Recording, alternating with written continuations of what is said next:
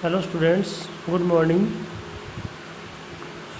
अपनी राष्ट्रीय आय की जो यूनिट है वो पूरी हो चुकी है और उम्मीद करता हूँ आप सबको समझ में भी आई होगी। फिर भी अगर आप इसको पढ़ कर देख लेना, बहुत इम्पोर्टेंट यूनिट है और एग्ज़ाम के हिसाब में एग्ज़ाम में भी काफ़ी ज़्यादा नंबर से मतलब आने वाले उस यूनिट से। इसमें मोस्ट इम्पोर्टेंट क्वेश्चन है राष्ट्रीय आय की अवधारणाएँ और राष्ट्रीय आय के मापन की विधियां हैं, राष्ट्रीय आय के मापन की कठिनाइयां हैं, राष्ट्रीय आय की विशेषताएं हैं। ये बड़े क्वेश्चन बन रहे हैं। इन बड़े 4 क्वेश्चनों में मतलब वो पूरी यूनिट कवर हो जाएगी। अभी अपन एक नई जो यूनिट है वो स्टार्ट करने जा रहे हैं। थ्योरेटिकल यूनिट है मुद्रा व बैंकिंग, जिसमें सबसे पहला जो चैप्टर है वो मुद्रा का है। उसके बाद अपन बैंकिंग के बारे में पढ़ेंगे, जिसमें अपन केंद्रीय बैंक और व्यापारिक बैंक उनके बारे में पढ़ने वाले हैं। तो अपन सबसे पहले मुद्रा के बारे में पढ़ते हैं और अपन मुद्रा के बारे में समझने से पहले अपन ये जानेंगे कि मुद्रा का आविष्कार क्यों हुआ था। मुद्रा जब चलन में नहीं थी तब भी लेन देन तो होता था। जब मुद्रा नहीं थी दुनिया में तब भी लेन देन तो होता था और तब जो लेन देन होता था वो वस्तु विनिमय प्रणाली के द्वारा होता था। वस्तु विनिमय प्रणाली क्या है? वस्तु के बदले वस्तु, मतलब अपन अपनी आवश्यकताओं के लिए जो अपने को कोई वस्तु की ज़रूरत पड़ती है तो अपन बदले में दूसरी वस्तु दे करके अपनी आवश्यक जो वस्तु है वो प्राप्त कर सकते हैं। वस्तु विनिमय प्रणाली ये थी, मैं एक चीज़ दूँ बदले में दूसरी ले लूँ, है ना। ये प्रणाली थी वस्तु विनिमय प्रणाली। और आज भी काफ़ी कुछ ऐसे जो बैकवर्ड एरिया हैं जहाँ मुद्रा कम है, या फिर अपने गाँव में भी अभी थोड़ी बहुत अपने को देखने को मिलती है कि अपन कोई चीज़ दे देते हैं बदले में दूसरी चीज़ ले लेते हैं, जहाँ मुद्रा का लेन देन नहीं होता है। और जब मुद्रा नहीं थी दुनिया में तब इस प्रणाली के माध्यम से ही लेन देन का काम होता था, वस्तु विनिमय प्रणाली। परंतु इस प्रणाली में बहुत सी समस्याएं थी, समाज के सामने बहुत सारी समस्याएं उत्पन्न हुई थी और जिसकी वजह से मुद्रा का उद्भव हुआ था। समस्याएं क्या क्या थी? इन समस्याओं को आप पहले तो अपने प्रैक्टिकल वे में समझिएगा कि वस्तु विनिमय प्रणाली में क्या होता है कि यदि मुझे एक्स वस्तु चाहिए और मेरे पास वाई वस्तु है, मेरे पास कौन सी वस्तु है? वाई वस्तु है, और मुझे क्या चाहिए? एक्स वस्तु चाहिए। तो उस कंडीशन में मुझे उस व्यक्ति को ढूंढना पड़ेगा जिसके पास एक्स है, एक्स वो देने को तैयार है और जिसको वाई की ज़रूरत है। तो इस प्रकार के जो संयोग है, मतलब मेरी आवश्यकता के अनुरूप ही संयोग है, वो प्राप्त होना मुश्किल कार्य था। मतलब यदि मेरे पास भेड़ें हैं और मुझे घोड़ा खरीदना है तो मुझे उस व्यक्ति को ढूंढना पड़ेगा जिसके पास घोड़े हैं, वो जो घोड़ा बेचने को तैयार हो और बदले में भेड़ें लेने को तैयार हो, उस व्यक्ति को ढूंढना पड़ेगा। तो एक तो ये समस्या थी। एक ये समस्या थी कि मूल्य का मापन कैसे किया जाए, मतलब एक घोड़े के बदले में कितनी भेड़ें दी जाएं। चलो मान लो ये एक घोड़े का तय कर भी लिया, परंतु अपन और भी चीज़ें बहुत सी मतलब अपने लेन देन करते हैं। तो चलो एक घोड़े का तय कर लिया, बाद में ये तय हो जाए कि भाई एक गाय के बदले में कितनी भेड़ें दी जाए या एक क्विंटल चीनी के बदले में कितनी भेड़ें दी जाए। तो इस प्रकार से हर एक चीज़ों का मूल्य का मापन करना मुश्किल काम हो गया था। ये भी समस्या थी वस्तु विनिमय प्रणाली में, है कि नहीं। बचतें करना, लोग बचाएं कैसे? कोई सब्जियों का उत्पादक है, सब्जियों का उत्पादन करता है, तो उसके पास सब्जियां हैं वो लंबे समय चलने वाले नहीं है, तो वो बचत कैसे करे? क्योंकि मुद्रा तो है ही नहीं, तो वो बचत कैसे करे अपनी भविष्य की ज़रूरतों के लिए? उधार में कठिनाई, क्योंकि भविष्य में अपनी कीमत क्या चाहिए? आज कोई चीज़ ले लें, बदले में आगे भविष्य में कितनी कीमत दें? मुद्रा है नहीं, वस्तु देनी है, तो ये समस्या थी। तो बहुत सारी समस्याएँ थी जब मुद्रा नहीं थी, और उन समस्याओं की वजह से मुद्रा का आविष्कार हुआ था। अब बात यह आती है कि मुद्रा होती क्या है? मुद्रा क्या है? मुद्रा ऐसी वस्तु है जिसको सर्वमान्य स्वीकृति प्राप्त हो, जिसको सर्वमान्य स्वीकृति प्राप्त हो, जिसका जो विनिमय के माध्यम और मूल्य के मापन के रूप में प्रयोग की जाती हो और जिसको सर्वमान्य स्वीकृति प्राप्त हो। मेन काम क्या है? विनिमय माध्यम, विनिमय मतलब लेन देन, और मूल्य मापन। तो ऐसी वस्तु जो विनिमय के माध्यम और मूल्य के मापन के रूप में सर्वमान्य द्वारा स्वीकार हो। सर्वमान्य द्वारा स्वीकार का मतलब क्या हुआ कि मुद्रा के लिए कोई व्यक्ति मना नहीं कर सकता।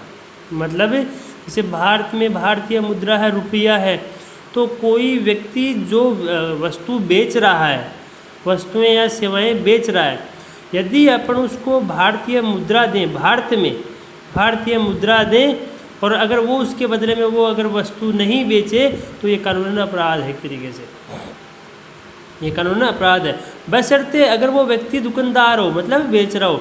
ऐसा नहीं हो कि कोई व्यक्ति बेच नहीं रहा हो पर फिर भी अपन ज़बरदस्ती करें कि भाई मतलब पैसे दे रहा हूँ ना तुझे, मुझे तो वस्तु चाहिए, तो ये मान्य नहीं होगा। अगर कोई व्यक्ति बेच रहा हो, मतलब पूरे भारत में कहीं पर भी भारतीय मुद्रा को अस्वीकार नहीं किया जा सकता अगर कोई व्यक्ति सेल कर रहा है तो, है कि नहीं? तो वह वस्तु जो विनिमय के माध्यम और मूल्य के मापन के रूप में वैधानिक कानूनी जो मान्यता प्राप्त हो और जिसको सर्वमान्य स्वीकृति हो, उसे क्या कहते हैं? मुद्रा कहते हैं। हर देश की अपनी अलग अलग मुद्राएं होती हैं। कुछ मुद्राएं ऐसी होती हैं जो बड़े देशों की है, जिनको अंतर्राष्ट्रीय मुद्रा का दर्जा भी मिला हुआ है, जैसे यूएस डॉलर है ना, अमेरिकन डॉलर है, जिसको अंतर्राष्ट्रीय मुद्रा का दर्जा भी मिला हुआ है। हर एक देश की मुद्रा की अपनी अपनी वैल्यू होती है। जैसे अब सपोज कीजिए कि अपने यहाँ पर पानी की एक बोतल 20 रुपये में आती है, तो ज़रूरी नहीं है कि अमेरिका में भी $20 में ही पानी की बोतल आए। हर मुद्रा की हर देश में अलग अलग वैल्यू होती है, और अगर देश विभिन्न देशों की जो मुद्राओं का आपस में लेन देन जिस दर पर किया जाता है, एक देश की मुद्रा का दूसरे देश की मुद्रा के साथ जिस दर पर लेन देन होता है, उसको विदेशी विनिमय दर कहते हैं, है ना। तो वो तो चलो अपना आगे अलग चैप्टर आएगा। फिलहाल तो अपन मुद्रा के बारे में ही पढ़ते हैं कि मुद्रा होती क्या है, मुद्रा के कार्य क्या क्या होते हैं, मुद्रा की मांग क्यों की जाती है, और जो मुद्रा है उसकी पूर्ति कहाँ से होती है। तो मुद्रा के काम कौन कौन से हैं? मेन काम तो दो ही हैं, विनिमय का माध्यम और मूल्य का मापन। प्रमुख काम यही है मुद्रा के। मुद्रा वस्तुओं का लेन देन करने में काम आती है और विभिन्न वस्तुओं के मूल्य को मापने में काम आती है। मुद्रा के माध्यम से अपन आसानी से सभी वस्तुओं का मूल्य माप सकते हैं। दूध इतने रुपये लीटर है, कपड़ा इतने रुपये मीटर है, अनाज इतने रुपये किलोग्राम है। तो रुपये के माध्यम से, मतलब मुद्रा के माध्यम से आसानी से विभिन्न वस्तुओं के मूल्य को मापा जा सकता है और खरीदना बेचना भी आसानी से हो जाता है। इसके अलावा मुद्रा के और भी बहुत सारे जो कार्य हैं, जैसे उधारी, भविष्य में भुगतान करना, बचतें करना, धन संचय करना, राष्ट्रीय आय का मापन करना, और अन्य बहुत सारे काम हैं जो अपने मुद्रा के द्वारा आसानी से कर सकते हैं। तो अभी नोट्स में आपको बता रहा हूँ कि मैं मुद्रा होती क्या है और उसके कार्य को अपन कैसे कैसे गणना करते हैं। सो देखिए, चैप्टर का नाम है मुद्रा, अर्थ, कार्य एवं महत्व। तो सबसे पहले तो अपन मुद्रा का मतलब देखते हैं। वह वस्तु जो विनिमय के माध्यम, विनिमय मतलब लेन देन के माध्यम तथा मूल्य के मापक के रूप में सामान्य रूप से स्वीकार की जाती है, उसे क्या कहते हैं? मुद्रा कहते हैं। मतलब कोई भी किसी देश में वह वस्तु जिसको अपन विनिमय के माध्यम और मूल्य के मापन के रूप में सामान्य रूप से आम जनता द्वारा सामान्य रूप से स्वीकार किया जाए, उसे क्या कहते हैं? मुद्रा कहते हैं। अब मुद्रा से पहले जो प्रणाली थी वस्तु विनिमय प्रणाली, उसके बारे में क्या है कि इस प्रणाली के अंतर्गत वस्तु के बदले वस्तु या सेवा का लेन देन किया जाता था। वस्तु के बदले वस्तु या सेवा का लेन देन मतलब जैसे अपने आजकल कई काम नहीं होते क्या कि जैसे कोई काम के बदले अनाज, सरकार की ये योजना नहीं है क्या, काम के बदले अनाज, काम करो बदले में अनाज मिलेगा। तो यहाँ पर क्या हुआ, वस्तु के बदले सेवा का लेन देन हो गया, है ना। तो यह वस्तु के बदले सेवा भी हो सकती है या वस्तु के बदले वस्तु भी हो सकती है। तो जो वस्तु विनिमय प्रणाली है, इस प्रणाली के अंतर्गत वस्तु के बदले वस्तु या सेवा का लेन देन किया जाता था।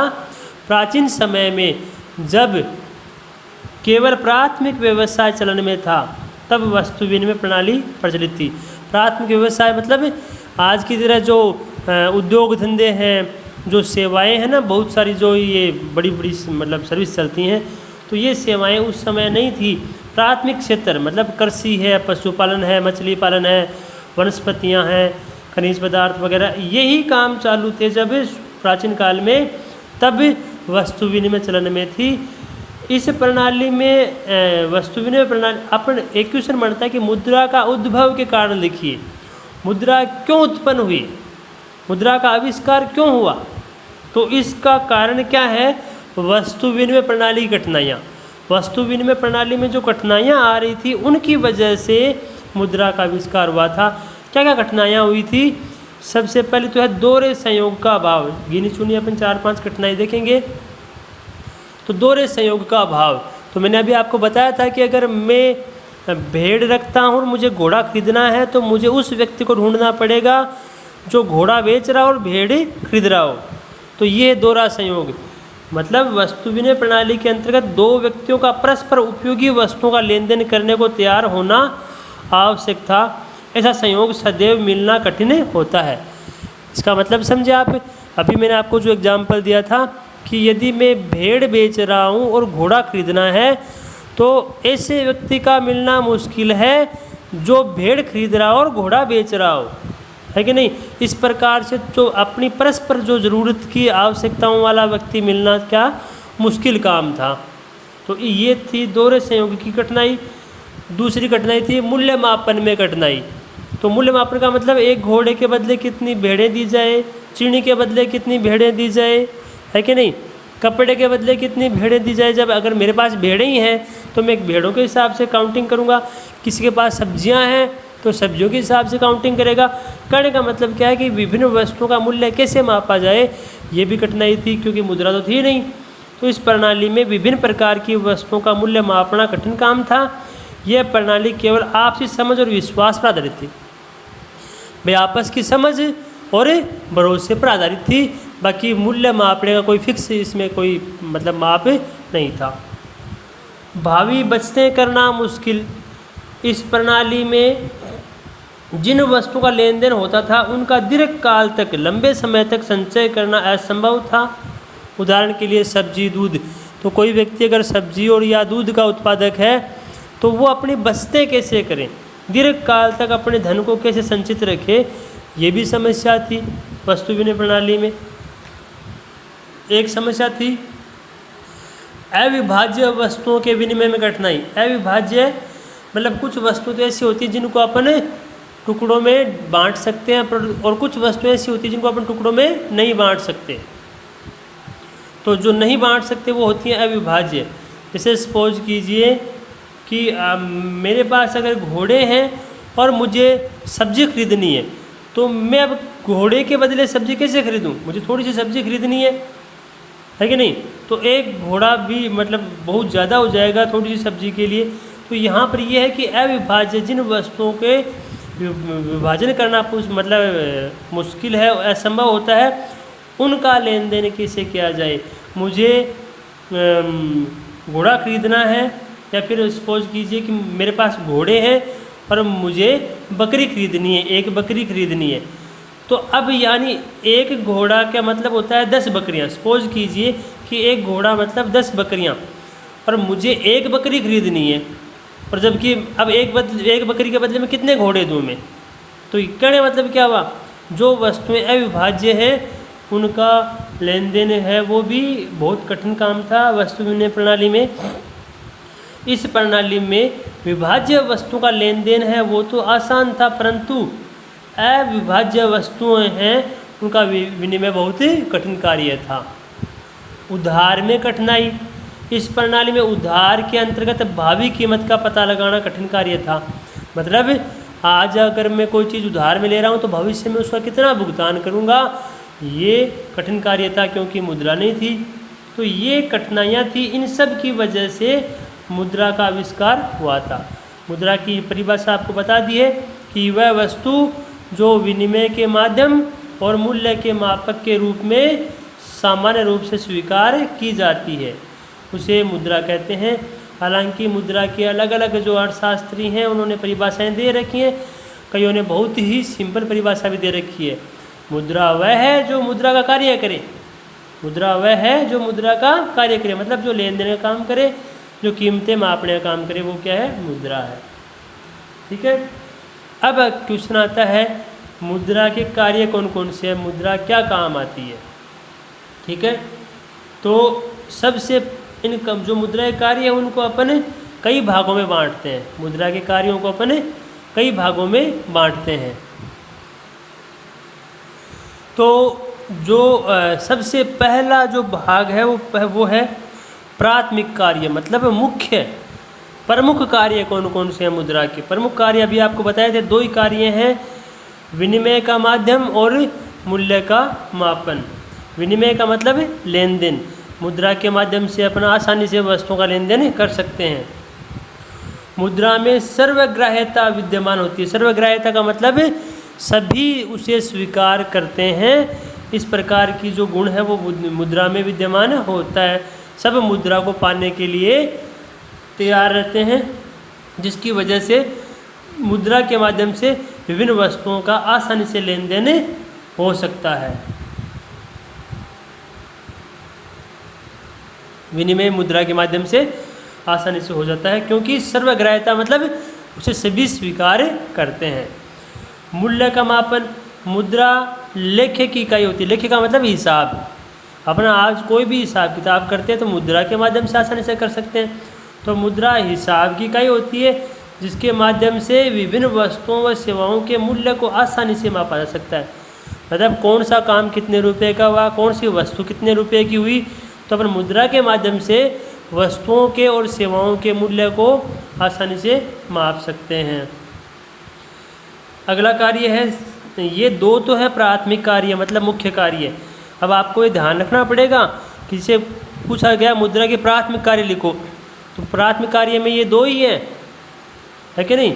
ये नहीं कि सारे के सारे जो कार्य हैं वो सब चिपका दें, ऐसा नहीं हो। प्राथमिक कार्य में सिर्फ दो ही हैं, विनिमय का माध्यम और मूल्य का मापन। अब बाकी जो दूसरे कार्य हैं उनको अपन बोलते हैं सहायक कार्य। सहायक कार्य भी मतलब तीन कार्य हैं, इसके अलावा और कार्य अन्य कार्य में आएंगे। सहायक कार्य क्या है, भावी भुगतानों का आधार। भावी भुगतान मतलब उधारी। आज वस्तु है वो ले रहे हैं और भुगतान करेंगे भविष्य में, तो मुद्रा के माध्यम से आसानी से तय हो जाता है कि भाई कोई भी वस्तु अपन आज ले रहे हैं और भविष्य में उसका भुगतान कितना करना है। इवन लोन की बात करते हैं अपन, तो लोन भी क्या होता है कि जैसे आज लोन ले रहे हैं उसका भविष्य में भुगतान करना है, तो कितना अमाउंट कैसे करना होगा, ये सारा मुद्रा के माध्यम से आसान हो जाता है। इसलिए मुद्रा को भावी भुगतानों का आधार कहा जाता है। मुद्रा के माध्यम से भविष्य में किए जाने वाले भुगतानों को आसानी से मापा जा सकता है। मुद्रा द्वारा भावी भुगतान करना सरल हो गया है। मुद्रा के माध्यम से भविष्य में होने वाले भुगतान करना सरल हो गया है। मूल्य संचय या धन संचय का साधन। धन संचय मतलब धन इकट्ठा करना, है ना, संपत्ति इकट्ठी करना। तो मुद्रा के माध्यम से लोग आसानी से धन को संचय कर सकते हैं। भैया अमीर बनते हैं ना लोग पैसे इकट्ठे करके, तो मुद्रा के माध्यम से ही संभव हुआ है। मुद्रा के माध्यम से मनुष्य अपनी भावी वस्तुओं को पूरा करने के लिए धन संचय करना आसान हो गया है। मनुष्य का अपनी भविष्य की जरूरत, मतलब धन क्यों संचय करता है मनुष्य, पैसे अपन धन क्यों इकट्ठा करते हैं? ताकि अपने भविष्य में अपनी ज़रूरतें क्या कर सकें, पूरी कर सकें। तो मुद्रा के माध्यम से भविष्य की ज़रूरतों को पूरा करने के लिए धन का संचय करना क्या हो गया है, आसान काम हो गया है। तो पहला काम सहायक कार्य में 3 कार्य हैं। पहला कार्य है भावी भुगतानों का आधार, दूसरा है मूल्य संचय या धन संचय का साधन, और तीसरा काम है मूल्य का हस्तांतरण या क्रय शक्ति का हस्तांतरण।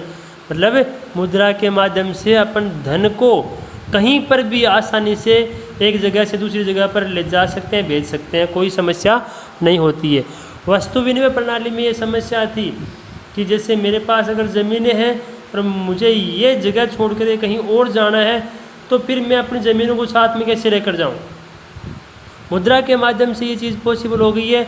धन को आसानी से एक जगह से दूसरी जगह पर ट्रांसफ़र करना क्या हो गया है, आसान हो गया है।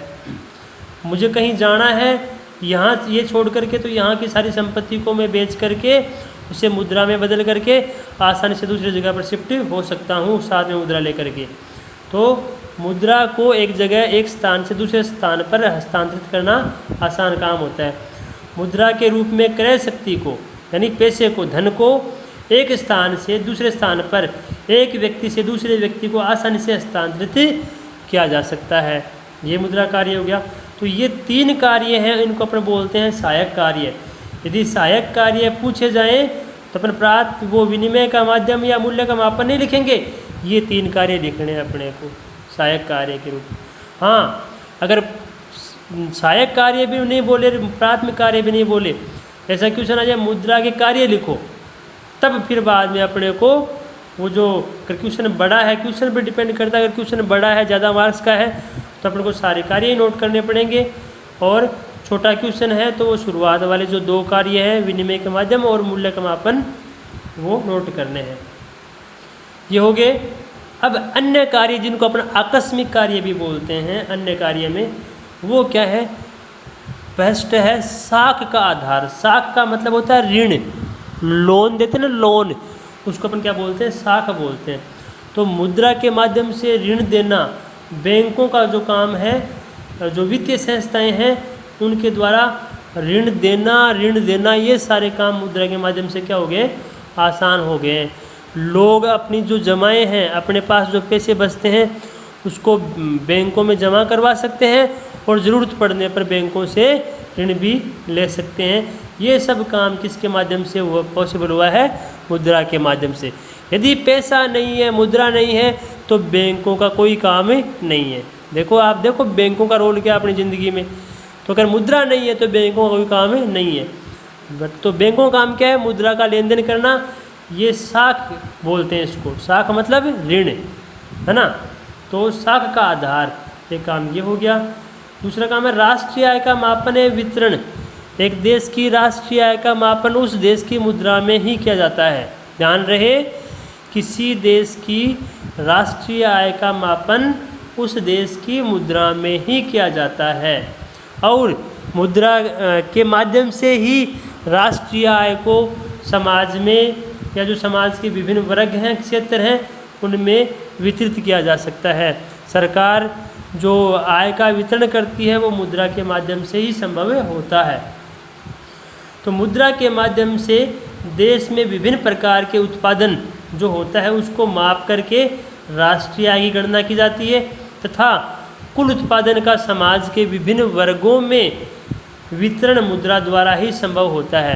कहने का मतलब जैसे एक फैक्ट्री है ना, एक फैक्ट्री है, बहुत बड़ी फैक्ट्री है जिसमें हज़ारों आदमी काम करते हैं, उत्पादन करते हैं कोई भी चीज़ का। सपोज कीजिए सीमेंट का उत्पादन करते हैं, सीमेंट की फैक्ट्री है, तब उत्पादन तो सीमेंट का कर रहे हैं, परंतु उन लोगों में आय कैसे बटेगी, वो जो उत्पादन कर रहे हैं उस उत्पादन का हिस्सा उनको कैसे मिलेगा।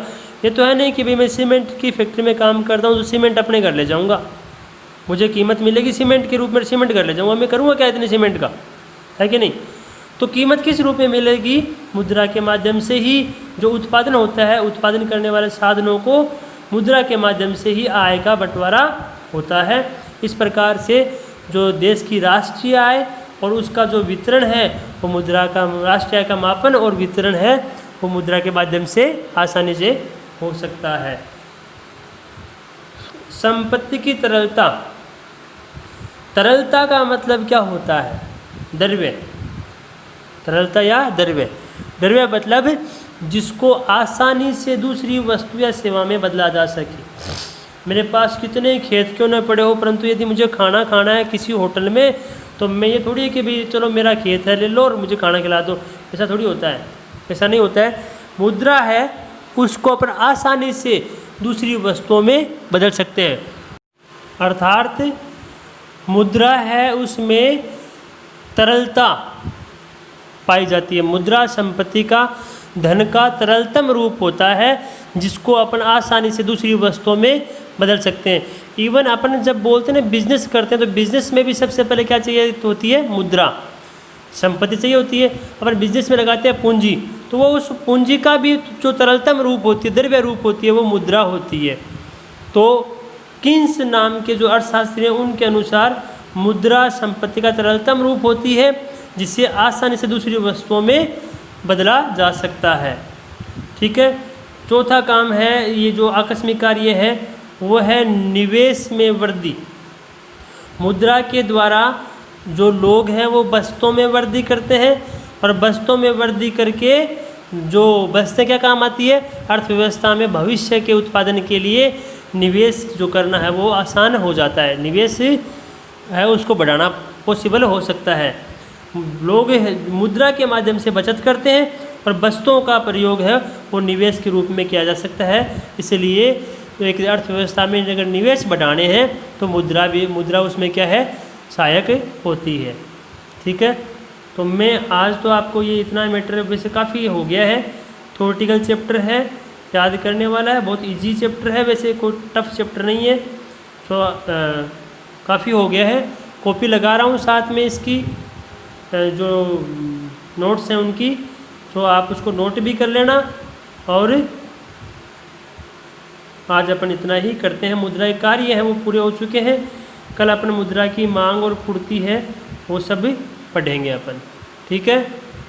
आज अपन इतना कंप्लीट करते हैं।